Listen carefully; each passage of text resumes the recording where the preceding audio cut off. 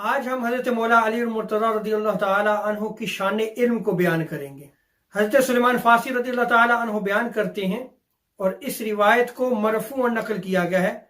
حضور علیہ السلام فرماتے ہیں میری امت میں سب سے زیادہ علم رکھنے والا شخص علی ابن ابی طالب ہیں۔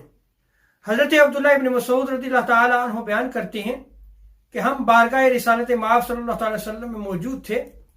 ایک شخص نے حضرت مولا علی المرتضیٰ کے بارے میں پوچھا تو حضور صلی اللہ تعالی وسلم نے ارشاد فرمایا حکمت اور دانائی کو 10 حصوں میں تقسیم کیا گیا، 9 حصے علی ابن ابی طالب کو عطا کیے گئے اور 1 حصہ دوسرے لوگوں کو عطا کیا گیا۔ اللہ اکبر! حضرت مولا علی کو جو علم عطا کیا گیا اس کی شان دیکھیں۔ اسی لیے آقا علیہ السلام نے ارشاد فرمایا انا مدینۃ العلم وعلی بابها۔ حضور صلی اللہ تعالی وسلم نے ارشاد فرمایا کہ میں علم کا شہر ہوں اور علی اس کا دروازہ ہے۔ ایک مرتبہ حضرت مولا علی المرتضیٰ نے آقا علیہ السلام کی بارگاہ میں عرض کی یا رسول اللہ صلی اللہ تعالی وسلم آپ مجھے کچھ نصیحت کیجئے۔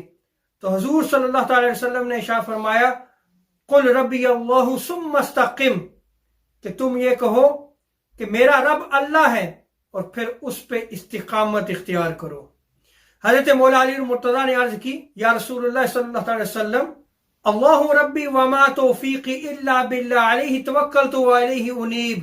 یا رسول اللہ میرا رب اللہ ہے اور میری توفیق اسی کی طرف ہے، میں اسی کی طرف رجوع کرتا ہوں، میں اسی پر توکل کرتا ہوں، اسی پہ بھروسہ کرتا ہوں۔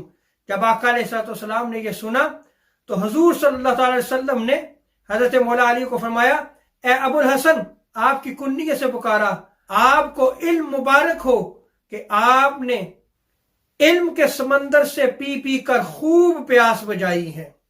اسی لیے حضرت عبداللہ ابن مسعود رضی اللہ تعالیٰ عنہ بیان کرتے ہیں کہ اللہ تبارک و تعالیٰ نے قرآن مجید کو 7 حروف پہ نازل کیا اور ہر حرف کا ایک ظاہر بھی ہے اور باطن بھی ہے، اور حضرت مولا علی المرتضیٰ اس امت کے ایسے عالم ہیں کہ آپ ظاہر کو بھی جانتے ہیں اور باطن کو بھی جانتے ہیں۔